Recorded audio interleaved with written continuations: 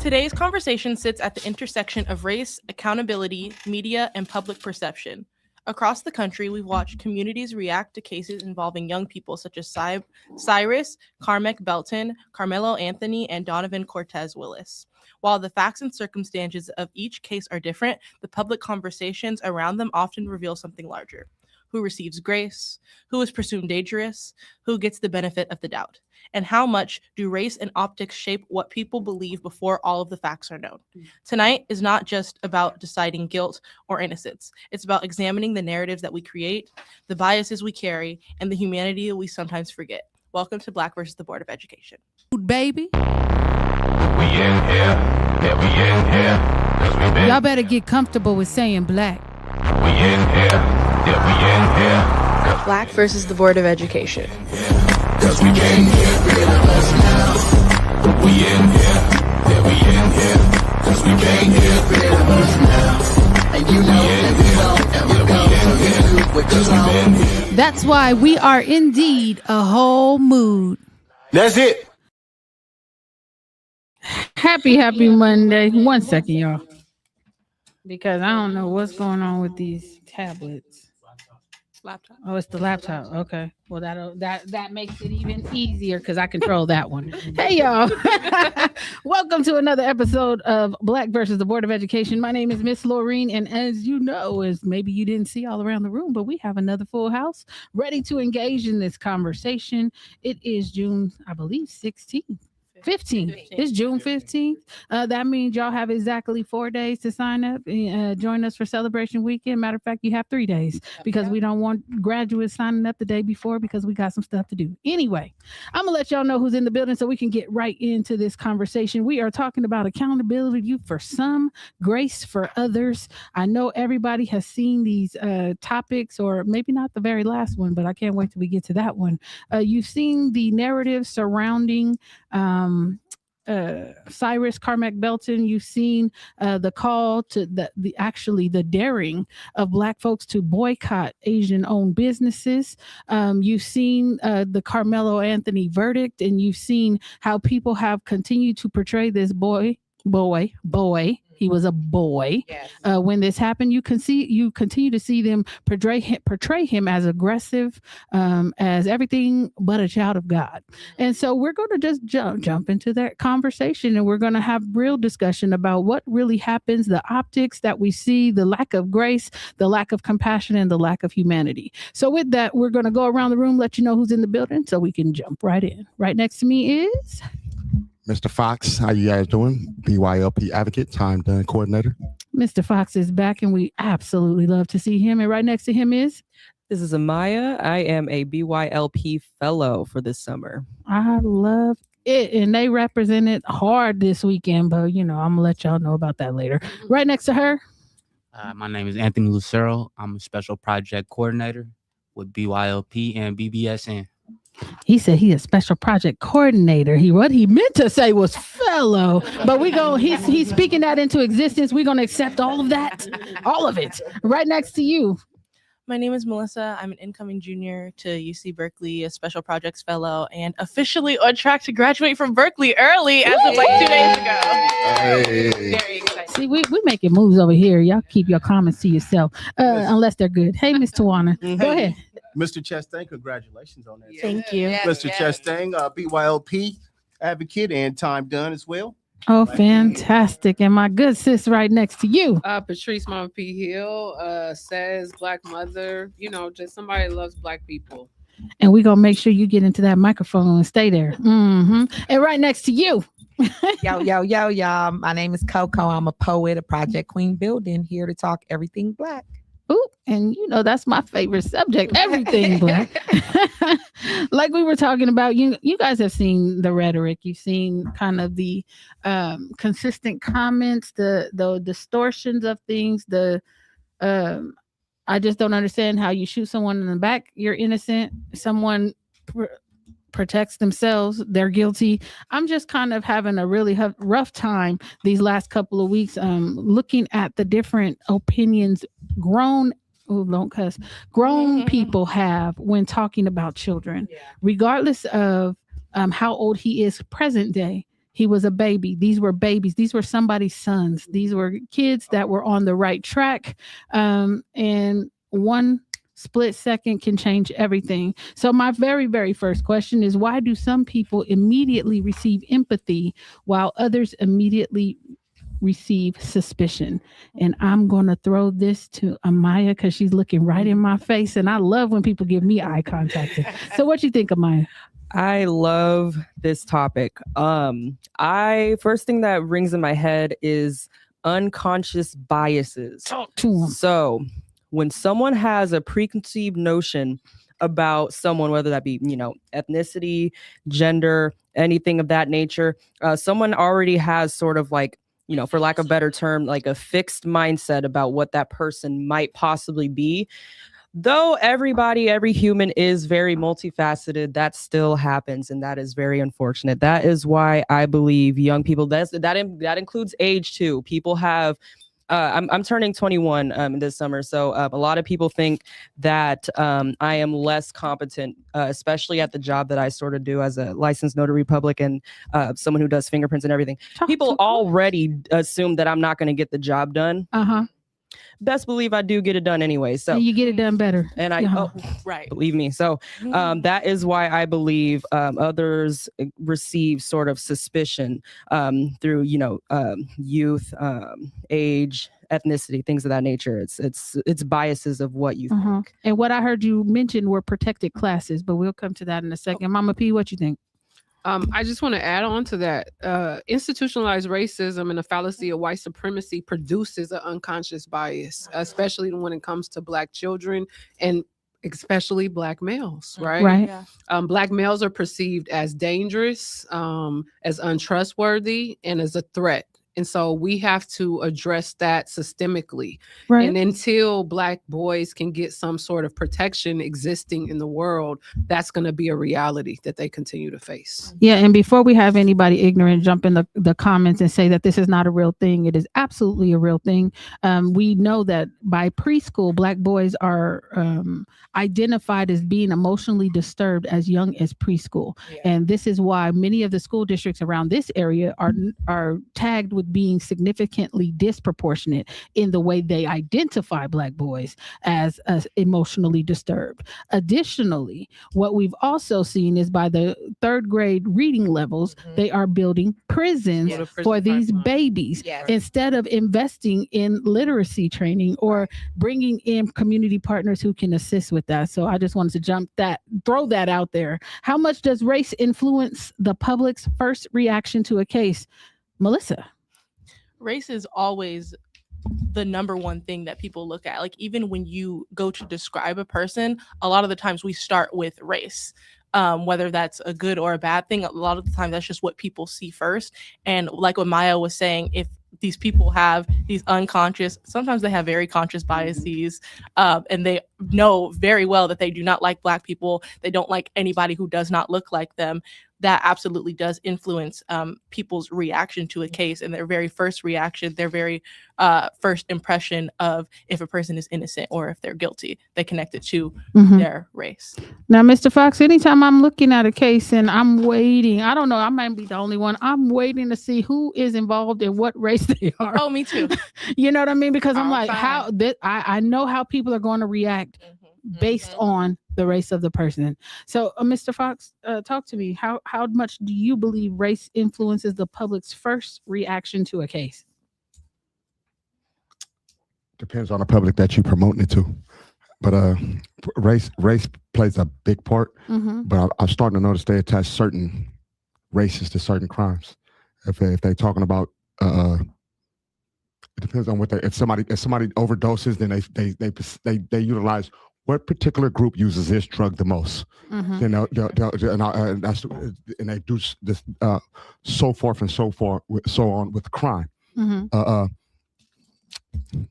The media does have a stronghold on the way that they do promote Black people. And that's been going on for a long time. And when I hear stuff like what Ms. Patrice was talking about and what you was talking about, when we're talking about systemic racism, we're talking about people who was raised to think this way. Yeah. We're attacking an issue. I'm attacking an issue with a grown person who has been told since they was a baby that I wasn't nothing. Yeah. Mm. And they was told this by their parents. So when I'm attacking a systemic issue, sometimes I'm talking to a person telling them your mom was wrong, your daddy was wrong, your grandfather's wrong, the books you was read was wrong, and your whole household conversation and jokes that you guys been telling for the last 20, 30 years is wrong. And the other person on the other end of the table doesn't always view it that way. Hey, like, what is you talking about? Yeah, and I would posit, I believe that not only does race play a part in the public's first reaction, race plays a part in the policies that were put on the books in the first place to have the reaction or to curtail the reaction to the way that it actually is. Coco. I was just going to say, like you, race is embedded in the fabric of America. No matter if we like it or not, race is always there. It's always playing a part in education, medical, wherever we are. Race is going to always be there. Even when they say race is not there, race they is always say that. there. Stop playing the race card. Stop dealing it to me. The country was built on racism. Yeah, the country was built on racism, and it's going to always play a part. Mr. Lucero, what role do media headlines play in shaping public perception before facts are fully known? The media. Yeah, we got to hear you, bro. Media headlines playing a part. I think that the media headlines coerce you into believing what they want you to believe. They're gonna guide you in that direction for sure, always. And just to touch on what we were speaking about previously, I think that I think the word is subliminal message, like with subliminal messaging, like even the heroes and what we're watching is always white heroes. They never showing the black heroes. We got Black Panther, but that just came. And I think that's all plays a part in guiding us to have a negative impression always. With every race. So yeah. And Malcolm X said, if you are not careful, the newspapers will have you hating the people who are being oppressed and loving the people who are doing the oppressing. So we have to be clear. It's set up like this, right? And who owns the media companies that are pushing these messages out?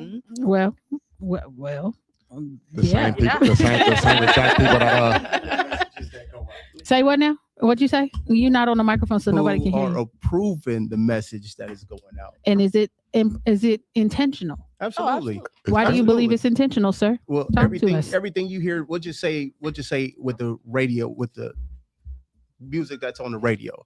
Everything is pop that, shake that, drink that, smoke that, turn her and them out. That's right. That's what they're getting. The age group that is listening to that stuff, they have their kids in there listening to it, and they're back there doing the same thing, and it's now planted. They're putting the money behind that because they want to promote the negativity. Absolutely, right. And it's how many of us ride around with our kids with that unconscious music? Right.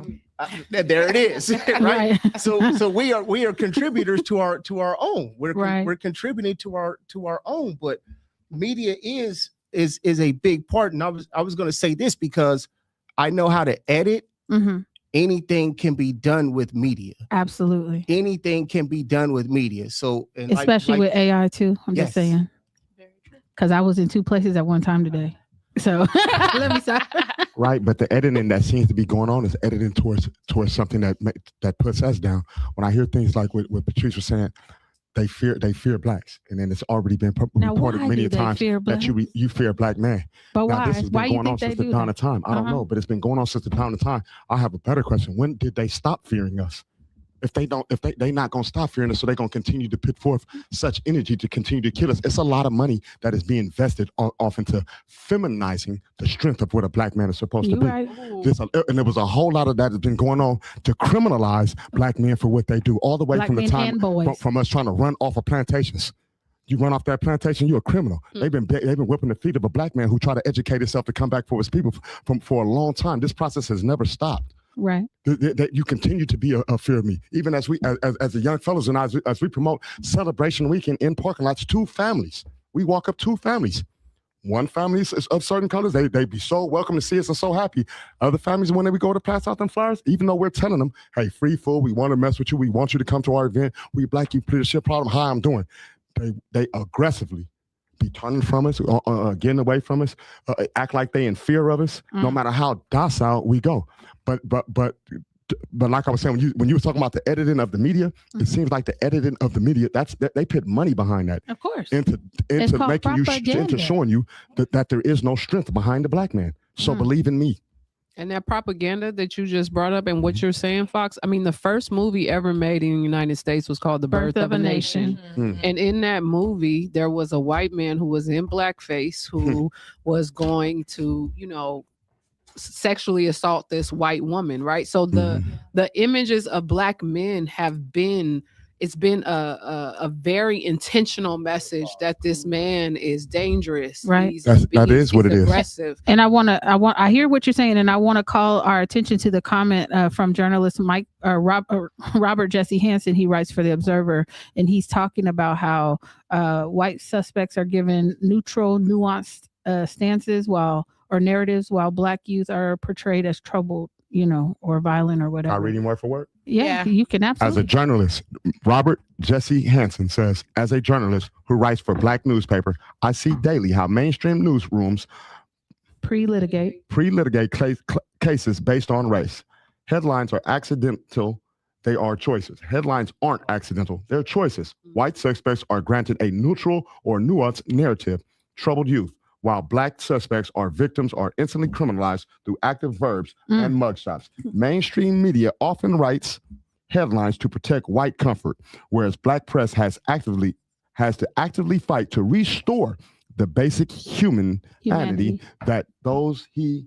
And it probably got cut off because it was a little long. longer. He long, but he was right. He on for us. Right. Yes. And thank you for that, because I think that it's important that not only so sometimes when we're talking, right, and other folks see us talking, right, we're all, we all have this complexion. Yeah. They start to say we're making it up. It's all in our heads. We can't be serious. Oh, there's something that had to go on. When honestly, we don't have the history that they have as brutalizing not just black people, everybody else across the globe. They've been violent. They've been rapists. They've been child predators. We don't see them as violent. Everything that they paint us to be on media is what they actually are. And if we were actually the people they said that we were, we would be raining hell down on them for the way that they have treated us. Yes. So let's be clear. We are not coming out to actually be brutal to people. We are actually, if you really get to know us, a very loving people, a very relational people. Very forgiving. But we're not going to play with you, and you're not going to play in our faces. Right. So with that, is it possible for accountability and compassion to exist at the same time, Amaya? Absolutely. Accountability and compassion. I feel like both of those go hand in hand at times. I think that accountability and compassion must exist in order for growth to happen. That's what I say about it. Kogo. Yeah, I'm with you. I think they can both exist at the same time. I don't, it just depends on the person.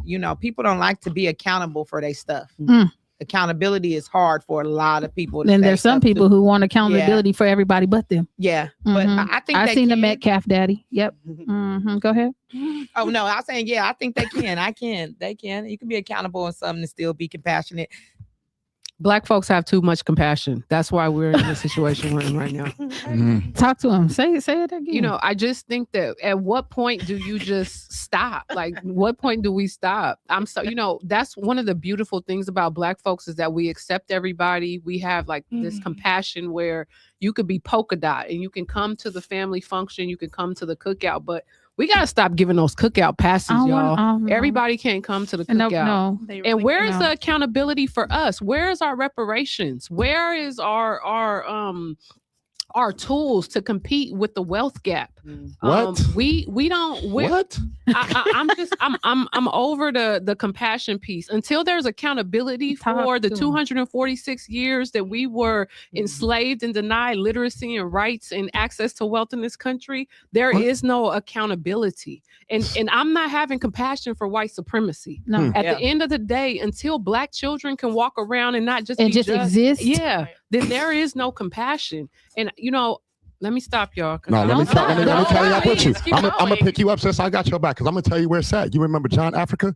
Yeah. Yeah, that's where it's at. Every time we pull ourselves up, That's what happens, and it's been a history of that. I see the reels that you're talking about on the Instagram. They say, "Black people, you guys are always talking about this. Why y'all can't do this? Why y'all Raise can't put your yourself up kids for your right. place?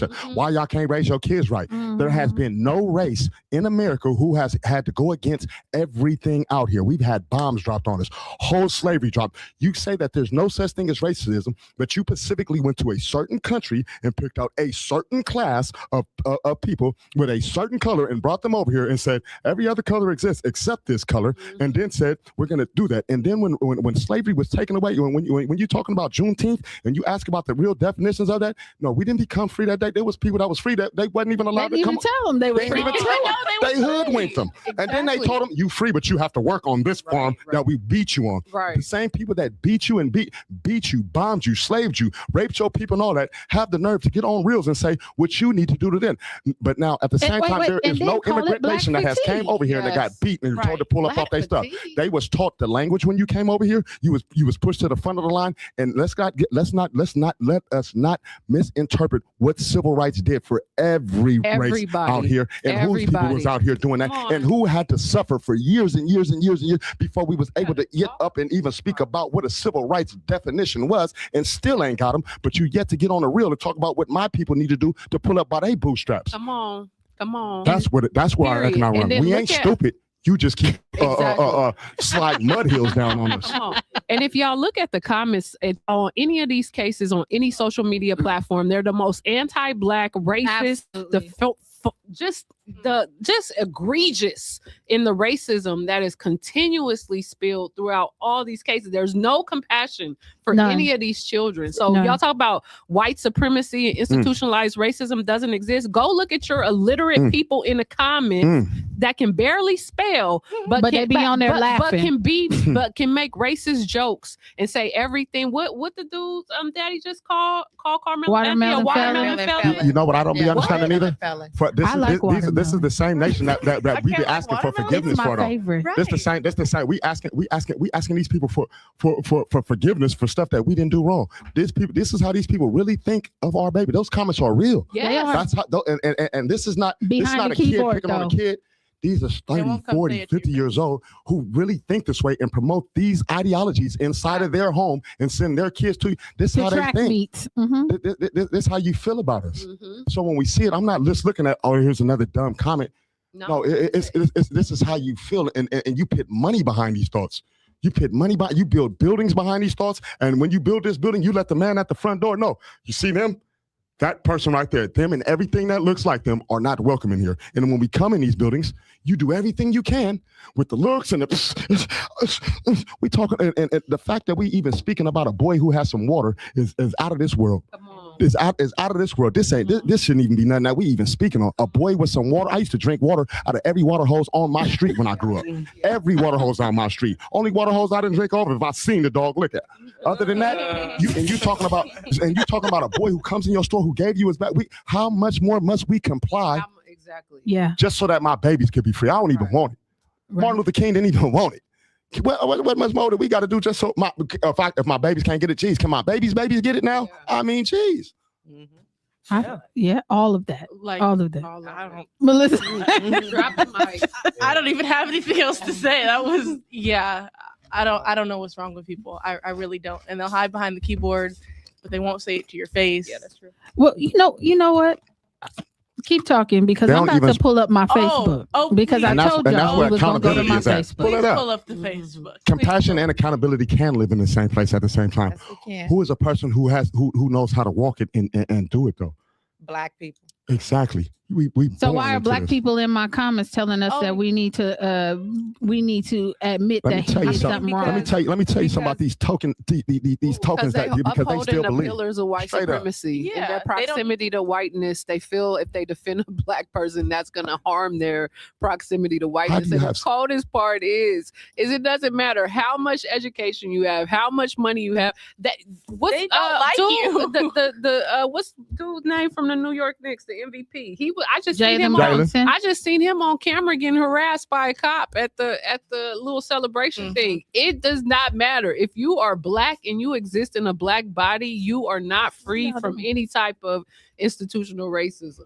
Yeah. So we're gonna go to my comments, and first of all, I want to be clear about kind of what I said, because I want folks to understand what I said and then the response that I got. I put, I'm sorry you were left unprotected. I'm sorry that the people who called themselves your friends didn't find the courage to stand beside you when you needed them most. I'm sorry that in that moment of conflict, you felt alone. I hate that violence became a part of this story. I hate that too often justice feels uneven and that the protections afforded to some seem out of reach for others in similar circumstances. Most of all, I'm sorry that what should have been an ordinary day became something that changed lives forever. You should have been allowed to sit under that tent, exist in peace, and simply be a young person enjoying your day. No child should have to carry the weight of what happened next. And so I did not think that that was a bad thing. I did not think that I was saying that. Let me find this lady, because Oh, she didn't delete her comment. I hope not. Because it's That's always all right. Can't nobody hide. interesting. We're gonna put them out there. Okay, this lady right here, he stabbed somebody. Now, I did not say whether he stabbed somebody or not. I just simply said what I said. And I'm like, I'm confused because no one is debating that nor celebrating the death of another, but please don't act like you don't know what's happening on school campuses around this country or that bullying exists. And then she goes on to say, bullying does not equate to murder. Sometimes it equates to suicide, though. Right. Sometimes bullying can have reactions that we're not prepared for, right? As someone who was bullied, bullying is terrible, and it can take you to a really, really, really dark place. Can I second what you're saying? But from a different comment, from a different point of view, that boy was bullied. Yeah. From a different point of view, Absolutely. I do get it. Yes, he stabbed somebody, but in the forgiving frame of mind and me understanding him too, here's a boy who showed up. Y'all passed his picture around. Yes. His own partner. Go back up to your comment. Yeah. What you said about, I'm sorry, your partner acted like he didn't know. He had a partner up in that thing, which was the other boy acting like he didn't know him.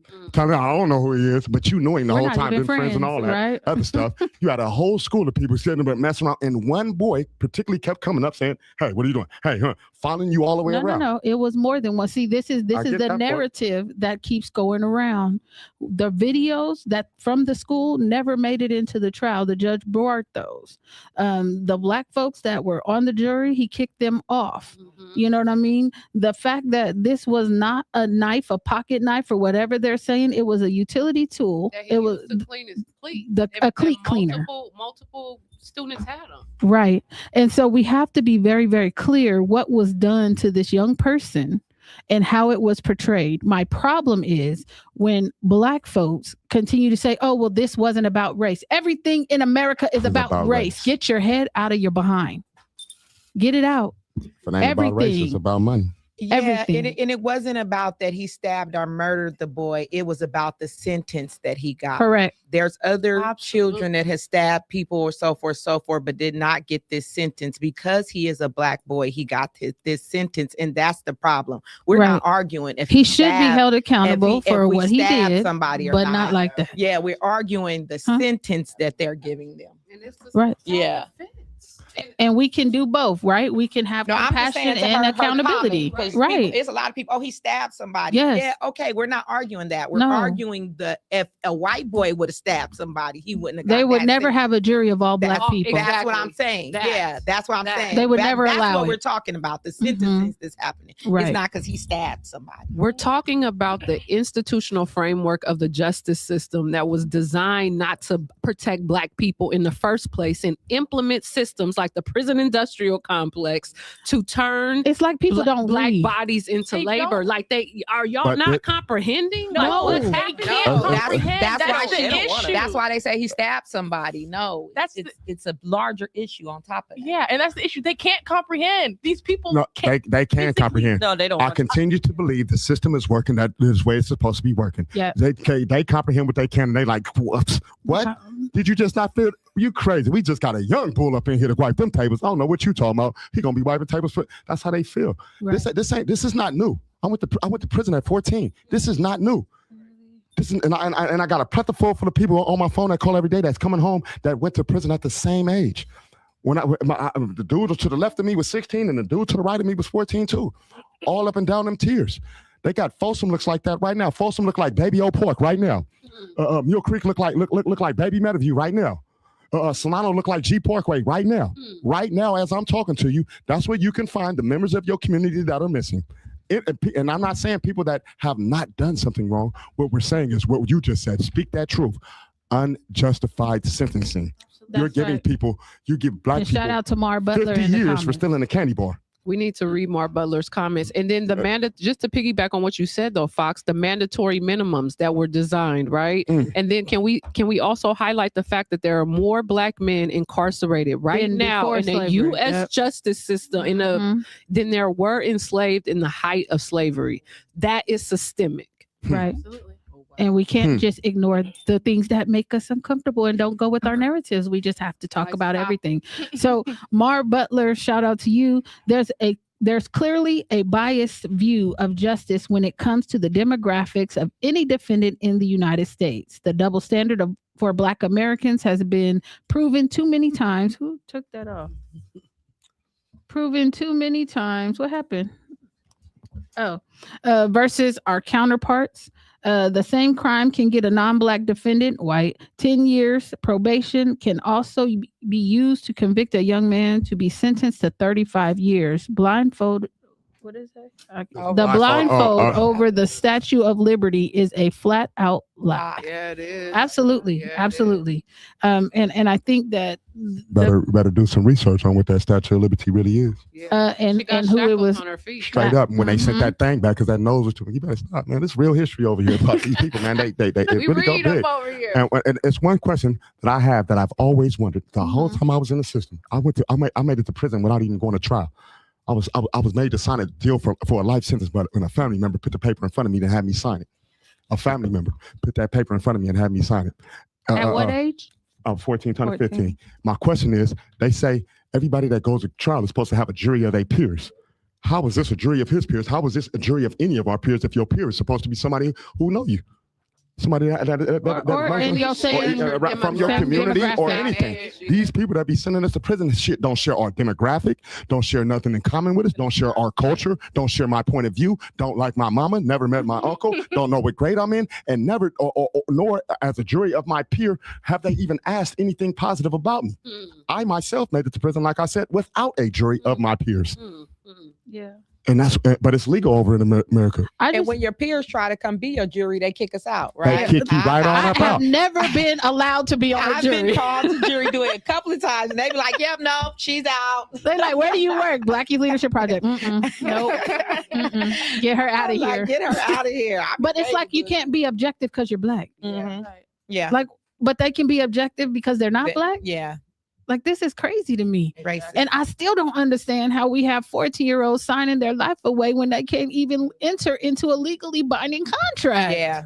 Yeah. Somebody should have brought that up a long time ago. I can't even sign myself out of school, but I can sign myself into prison. How about I could that? be tried as an adult, and I can't even. I can't control my own life if I'm not. It's 18, but I can be tried as an crazy. adult. It's crazy. It's crazy to me. And, you know, I think it's important to understand the nuances of each situation. Like, I put that comment up not to embarrass anybody, but to put out the ideology some of our people carry. Yeah. And she's not wrong for her opinion. And I'm not wrong for mine, but don't come over here and think you're going to change my mind. Right. You know what I mean? I think that everybody is entitled to their opinion. I think that we should be handling everybody with care, compassion, and concern. Am I happy that a child died within this incident? No, I am not. But if that child, there used to be something that they're like, if you were the cause of something that happened, you could be held responsible.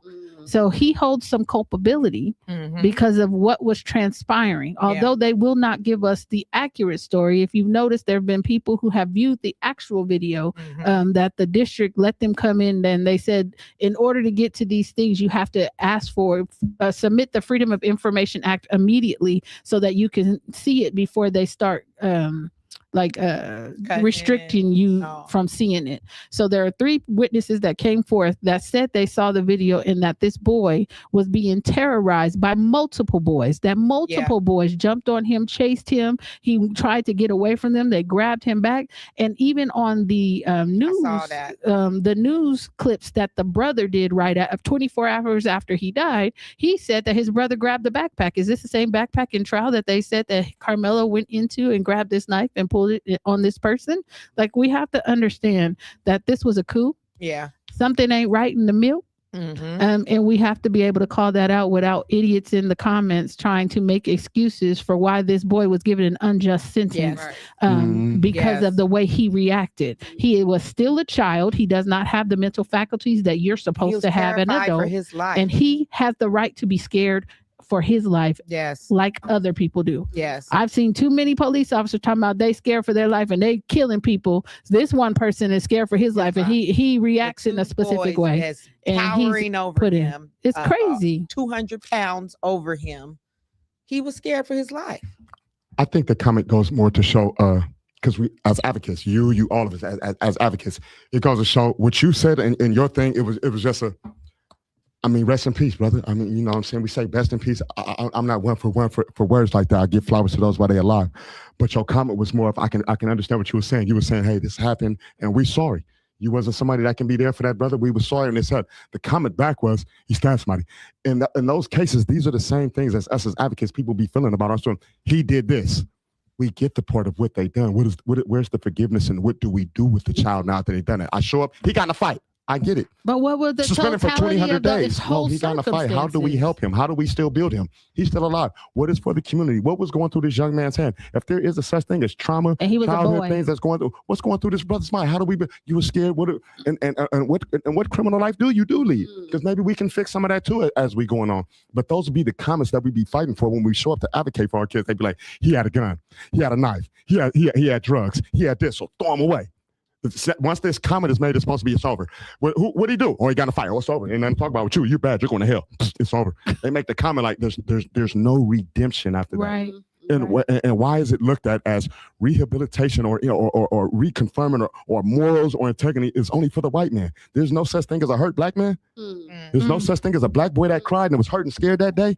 There's no such thing as the fact that I'm walking around here and I'm uncomfortable and I don't really know. I play basketball. I'm cool. I ain't no gamer. I thought you was my partner. My feelings is hurt right now. I don't even know what's going on. That's how y'all acting here. There's no such thing as empathy for that for a black boy. No. And if it ain't, then it ain't for a black woman. Because the only thing they continue to do is remove the black man who wants to help lead the black woman, keep her in a state of confusion, and make her think that this silly brother that came back home with his soft self is really him, and he ain't. But there's, like I said, there's an investment into that. And yeah, some of our brothers do something wrong. They do. And they are being held accountable. But why do you get in the way of us correcting our own? We help y'all. You know who I gave food to on the side of the freeway today? He didn't look like me. and I just think, it's one of those things, right? And I hear everything that you're saying. And the fact of the matter is that boy was described as the aggressor, although he never left his seat. How crazy does that have to be? Somebody standing over you, threatening you, pushing on you, and you have enough control to never leave your seat. I don't believe what they're saying he did. And why we can't see the tape? How come they closed the proceedings to the public? How come nobody was able to come in there for that baby? I do have his address if people want to write him, and I'll share that in a little bit. But I think that the way that we do our children and the way that as adults we don't have compassion for them and we want to jump on the bandwagon of making sure we bring them to heal, like Hillary Clinton said, because they're thugs and they're all that. This little boy had 2 jobs, had a 3.7 GPA.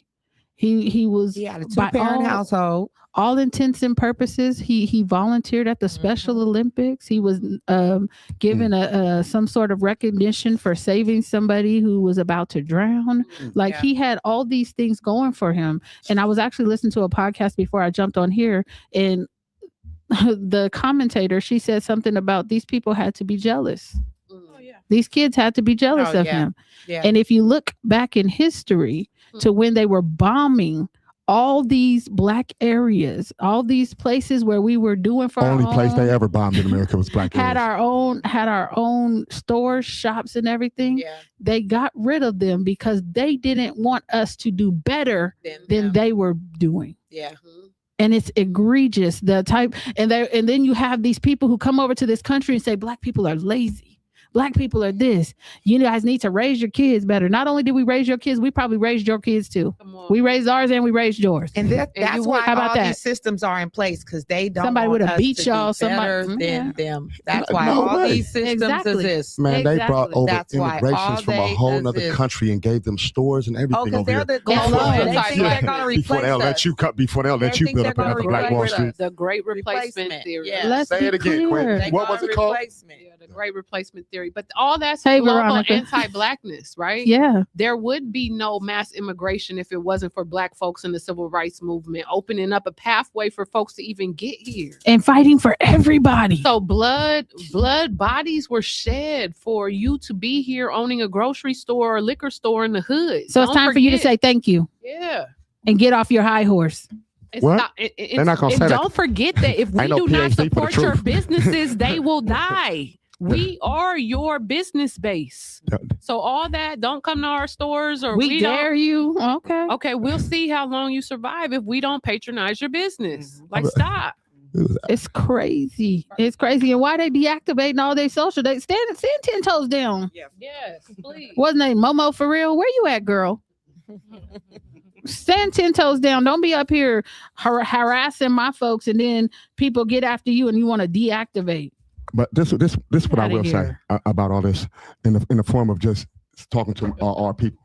A lot of times we have And y'all these gonna have to jump in because we'll talk. big conversations about this. And one thing that I heard a sister say yesterday during the Juneteenth celebrations I was participating in, and she said something that rocked my boat a little bit, It rocked your but she was telling the truth. She said we do have a lot of these conversations. Us as a people, we become a lot very conscious. We are very conscious. We're having the conversations. We hear. We speaking on it. But she said, listen, the truth is none of it matters if we ain't getting our peoples to these voters. These things, there's classes and things that we haven't been voting on, we ain't been pitting, and it's hard. I'm unsure about how votes and with this particular Who area. said that? Which one of them said that? I'm unsure. The same black folks that been voting Democratic for the last 50 years. I'm not one We or the got other. I the don't know. biggest wealth gap in the black history. There's no black men in the household, all this stuff, because we've been voting. No, I don't know her name. She was she said she worked with y'all. No, and I Everybody work asked with us. that. I asked that, but in all honesty, all politics are local. There are some things that we have the ability to change, but when we're so distracted and we're voting and think that we're voting and we're having an absolute effect on anything federal, we're not. Because all politics Voting is haven't local. got us reparations. No, voting hasn't, because we put the wrong Negroes in there. Let's keep it a buck. Because when it comes around and when these things come onto the floor, it's like I don't see nothing. Like who needs reparations? Like why? Because I wasn't alive. Because knock it off. So voting don't do nothing out here? Voting can change certain things. However, it's important that we understand that all politics are local. So you have more of a chance to affect what's going on in your immediate vicinity than you do federally, where the orange man sits and they have all these different things going on. But voting won't change everything. So No. you can't just say like, oh, go vote and all your problems. We're having this because we don't vote. No, 'cause we've been having voting. this because of white supremacy, anti-blackness, with the bad systems. That's why we having this. It's not just because we're not voting. Like, And let's take it a don't step like that. further. We can Right. talk about how we voted, but we haven't asked for nothing for our vote. I Every wasn't other really talking about community, voting in that way though. I understand, I'm but talking about now we down legislating, there. writing it. Right. We can write what we want to vote on. Well, you can. Have y'all you can read a law lately introduce and how it. hard they are to read? I'm The that's why ways I'm that the unsure. systems is designed exactly. Well, like, they're drafted by lawyers, so let's be clear, and they use a certain type. It's everything is drafted here in California by an entity called Legislative Council. There's a team of lawyers who then go We in. ourselves as a people are not allowed to draft a law. No, you don't. You can. I had the wrong information. You I can thought- draft an idea and present it to them. They will then give it to their team of lawyers who will go and see what statutes apply or what other law was already in effect and what changes to whatever section they want that your idea pertains to. They can do that. But in terms of you as a citizen who is not elected, you cannot write a law. Because everybody You would can be writing propose crazy a laws. law, Yeah. right? And then it has to go through the how a bill becomes a law. It has to go through that legislative process. So it gets refined, and that's why so many things get either amended out of it or amended into it. That's why some of the bills with teeth, they don't go across the floor, because you have to go and have these negotiations with other people so that they will support your idea Look at once all it's that. fully formed. So we have to be very clear what we're saying when we say, oh, well, we can't just write it. You can write an idea. You have to present it to somebody who is elected. They then have to elect to introduce the bill on the floor. And then once they introduce the bill on the floor, it has to go through the legislative process. So it's not as cut and dry as folks want it to seem. There is a whole process. And how do I know this process? Before I get idiots coming for me in the comments, I We spent know. 16 years at the Okay, state capitol. Let them know, sis. And I sat on one of the committees, governmental organization in the state assembly. So we have to be very, very clear that it's not as cut and dry as the average person would think it is. But all politics are local, and you have more of a chance to affect what's going on right in your community Can I than add federally. Can I add something? Because Yes, ma'am. I think I know what Fox is talking about from the Juneteenth festival. Are you talking about one of the people who was honored, correct? Correct. The older lady. Yes, the older Mhm. lady. So she got up and was talking about all of the work that she had done and how it was one example she used was about seeing how all of the work she had done had impacted her community.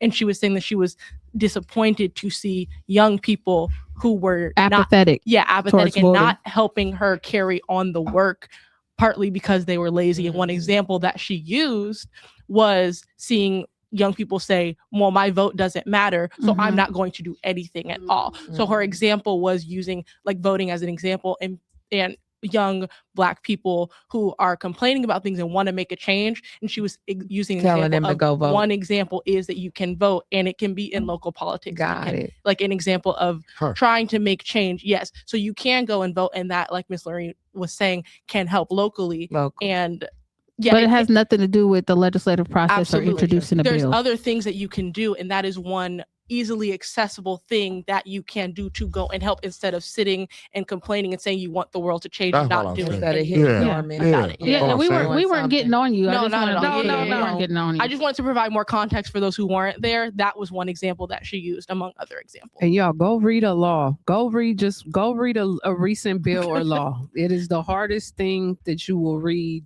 all year. Well, and that's why they don't spend time reading the bills. Let's be very, very clear. The people who introduce the bill do not read all the laws that apply to that specific bill. It goes through committees. The committee consultants are the one who reads the bill, and then they do something called a fact sheet, which is a summary of what the bill actually does. So it's not that they are just superhuman and they can read legislative language or whatever. They can call the lawyers and ask them questions, but they are not reading that whole bill. Let's be very clear. They have staff for that, and they also have committee consultants who go through it and make sure that it's put into a digestible form for the public to be able to understand what the hell is going on. I'll just say this. We read the Supreme Court, the Louisiana Supreme Court, the redistricting. I can't think of the name of the bill right now, but just we split it up. Like they took a page, I took a page, and still my one little dissent page, I was like, Girl, what you talking about? what is this? You know what I mean? Like the ways that they manipulate the language, Right. and the ways that it's written, like Chastain said, by design, like to keep us out and disconnected. Kind of As like the I'm going propositions through on it, your ballot. exactly. Like Mhm. I can't even digest that. So I'm just gonna keep my hands off of it. But what happens in that law affects us all. Right. And we have to be clear that it's done that way on purpose. Like most of the hearings that you will see at the Capitol are done when people are supposed to be at work.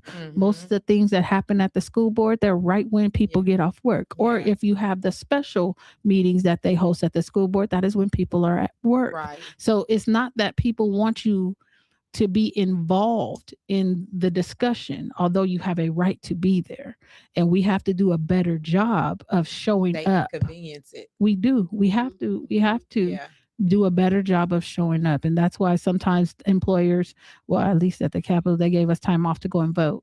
Or they gave us time off to get civically involved. And I know that there are some companies who offer that time, but it's a racket in a sense that they have done this system in a way that does not provide for normal community folk to be involved or engaged in the process. And we have to see that. And I think that's what that sister was talking about. That's what she was talking about. So I wanted to get to this because I know that we're talking about these things, but I want to get to this before you gentlemen leave for BBSN because I think that it is important. So I came across this story like probably at 1:00 this morning. But there was a kid out in I think it's North Carolina. His name is Donovan Cortez Willis. He graduated from Tarboro High School as the first African American, although I don't identify as African American, I am so Black. But anyway, African American male valedictorian in his school's history. He was made to walk in at the first of all, normally valedictorians walk in the head of the class and they sit up on the stage. The teacher told him to go to the back of the line and he sat in the audience with his peers. He was never given his rightful place at that ceremony. He was never acknowledged for his huge undertaking, although he made history. He was just one of the participants. And I just found that to be so egregious. He maintained a 4.5 GPA, was a standout athlete, even earning a championship, and he was the MVP of that game. And he earned numerous college opportunities while excelling academically.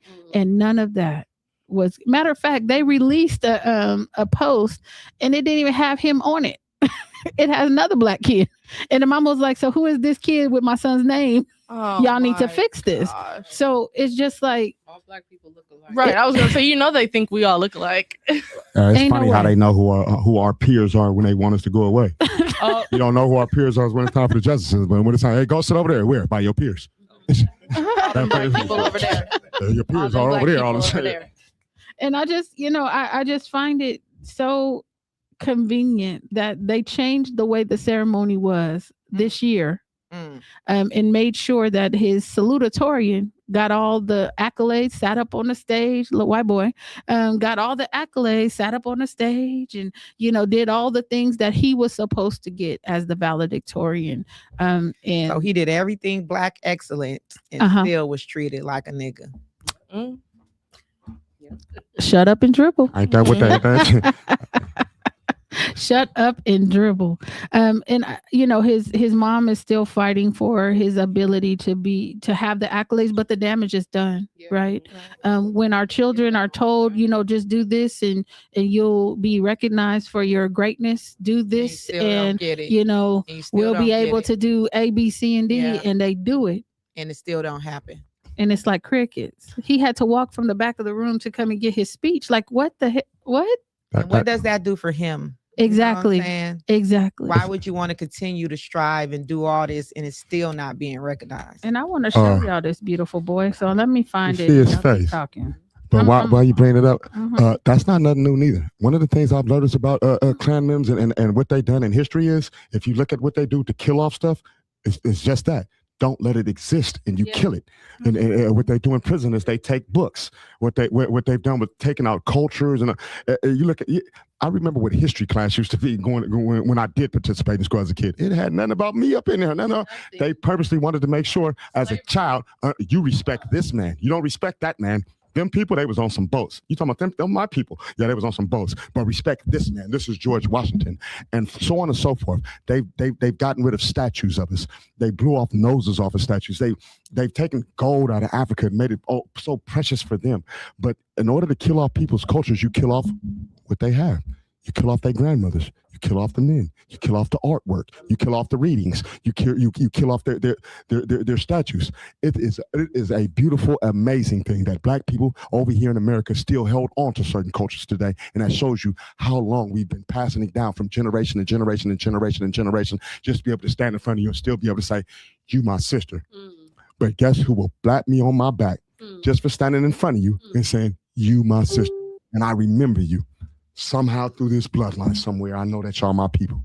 Yeah. Get him out of here, John Africa. And I just want to point to this beautiful Black boy with his chords and his excellence that he exhibited, that they took away from him. I just want to say his name, Donovan Cortez Willis. We stand with Donovan you. Cortez We are Willis. so proud of you, because, and this is his church giving him the recognition that he did not receive at his ceremony. We just have to congratulate our kids when they do the right thing. First African American valedictorian at this school. First. Look at him. In the year 2026. In the year 2026. Congratulations, brother. And I'm trying to figure out, so this is where I got the story from this lady. But there was, and look at all these people at the graduation ceremony. Why they didn't make sure he was sitting next to them? Huh? Huh? Oh. They let this happen. Because they're gonna protect their job. Because like Mar said, I did see Mar in here, and he said, what did he say? Have you ever noticed Asians worry about politics? They don't. They don't have to. No. They're actually a protected class. Model minority. All they worried about is they green. And like they have a bill that on the books in California already. You know, Stop Asian hate. Asian hate. They got it quick. They got it in 6 months.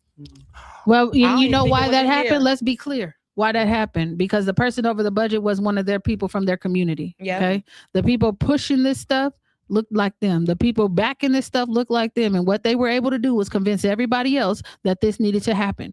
Why the Black folks can't do it? The same way all them Black people standing behind that baby and didn't make sure he got that part in the right way. In the right way. I'm just saying. Like they didn't do anything but organize themselves. They didn't do anything but organize themselves and had the right people in the right place at the right time. Yeah. I salute them. But they I'm part of the already had a Stop That level of Hate support. coalition. However, we have to be clear. Black Americans still remain number one group in California that is the target of hate crimes. We have to be clear about that. And so they asked me, how would I go about advocating for the funding to continue? I said, make it proportional to the groups and what the ways that they are being affected. So I get to be in conversations too. But I don't change my stripes just because I'm around people who may be uncomfortable. Come on. Let's be very clear. That's crazy that they had that in here and had them different classes of citizens. I was born over here and I'm a second-class citizen. Come on. I ain't never had the right, no citizenship right over here. I went at 14 and came back at 47. You still ain't gave me no citizenship. I'm a second-class citizen and I was born here. I'm born here. This is your land. This is my land and I'm a second-class citzen, The passing out whole stuff story, out of my car to people that don't Let's even talk live about like us the on side policy. Over freeways. here on It's the slave ships policies. is a lie. Straight up. This is your land. It's the policies, and we have. And you're right, Sure. Jacqueline. We got to start loving on ourselves and quit And we do. expecting the devil to love us. You are so right, We Jacqueline. do. I That's seen what your this we- is about. comment, We loving on and we each other. gotta love on ourselves. And better we don't speak, expect Jacqueline. we don't expect anybody to love us. However, we want them to back up off before we turn into them people they think we are. Exactly. But if you want to get loved on with us, come to Celebration Weekend. And I was I was just about to segue into that. Because come get loved on by not just Black Youth Leadership Project, but the community. Yeah. The community. And did we put that in? Do we have Nope, a graphic for that, Isaiah, for If we celebration don't, let's let them weekend? know. It's June 19th, June 20th, and June 24th. We're going to be having 3 separate celebrations Look at going that. on. We got all it in up. one, man. You Yeah. are welcome. We want you there. We have the food. We have the horses. We have the people. We have a QR code up there for you to register. Register yourself so that we can have you a seat. and bring your family. Bring your because family it's and your all about friends. us. And please register each one of your family members. So Please Melissa can. I'm really sick of this spreadsheet. But just please register each We one of your working family hard over here members, for y'all. please. Y'all, we are working hard to Got serve my you. baby over We here are with ready this to receive spreadsheet. y'all. We are ready to walk you from your car to the event. We are ready to hand you your plate. We are ready to help you find your seat. We are And you ready know what to else make we sure ready you to do? Yes, what? We ready to honor some fellas in the community. Yeah. We want our brothers. We want to Yes, love we on are. our brothers Yes, we specifically do. this weekend. We know that Come it is on. Father's Day. Some of them are standing in the gap for fatherless children. And we just want to love them intentionally. So this weekend is all about the dads and the grads, or Yeah. the mentors and the Yes. grads, or the Not father just the figures and the dads, grads. Father figures too. All of them. All of them. Uncles. Yes, yes. And we Come on. are also Big bro. asking for all of our young men to cease fire on Father's Day and let a father Absolutely. live. Let a Y'all can father rock live. with me tomorrow at the Capitol. I'm with some OGs and we gonna try to, it takes the hood to save the hood. So my young men, What we time you gonna be asking at the y'all Capitol? to cease fire for 24 hours on Father's Day to let a father live. I'll be at the Capitol tomorrow at 10 o'clock with Uncle Rudy from the United Players, and a couple of other brothers is asking Sacramento to cease fire on Father's Day. So I love my it. young men, I'm gonna need y'all to put the guns 10 down, o'clock? put your head up, baby boy. And it's important to say too that that's being organized by men that are incarcerated right Yes. now. Yeah, Yes. I know Uncle Rudy from players. Yeah. Players. United Players. United Players. Mhm. United Players. So the man in the pen reached out all the violence that's been happening with the young men. In June is also Gun Violence Awareness Month. So wear your orange, come out, let's celebrate and cease fire. It happened in San Francisco. It happened in Oakland. Come on, Sacramento, we can do it too. Surely tap me I in love with that it. too to see what type of support I can bring with that as well. I got you, Okay. brother. Yeah. And so we're gonna have to figure that out. We got a full day tomorrow. We're gonna try Gonna figure to. it. Y'all We're gonna been have to rocking. spread out. We're gonna have to spread out. We'll be at Sac State with our First Star Family Summer Immersion Program, but we will get some folks out to help out. All For good. sure, for sure. So with that, y'all, we have run out of time. We're gonna figure out what we talking about next week. I'm sure something will come up, and if it don't come up, we'll We make black it in up. We still America. gonna be Something black. gonna come up. How about we celebrate next week? Okay. After coming off a celebration week, we could celebrate all the beautiful stuff, just Okay. talk about what y'all did, celebrate, and bring some love. Well, in we here. gonna I like talk what you about say what because we never did. we right? never really Well, kind you of gotta- checked this on our Okay, page. We just yeah, go. I'll be there Friday. Yes, I'm coming. Okay. I'm coming. Yes, so celebrate what we did. Talk about some celebration. Bring some love, some Black joy. Absolutely. Agree with that. Because we deserve that too. We don't need to Mhm. just survive and be resilient. We need to celebrate and enjoy ourselves as well. So 3 full days of programming for you and your families. Come 3 through. full days. It's 100% free to our community. Hey, Veronica, peace and blessings to you too. We hope to see you guys this weekend at Celebration Weekend. We're going to hit y'all with the peace sign. We'll see y'all next time. Peace. Peace.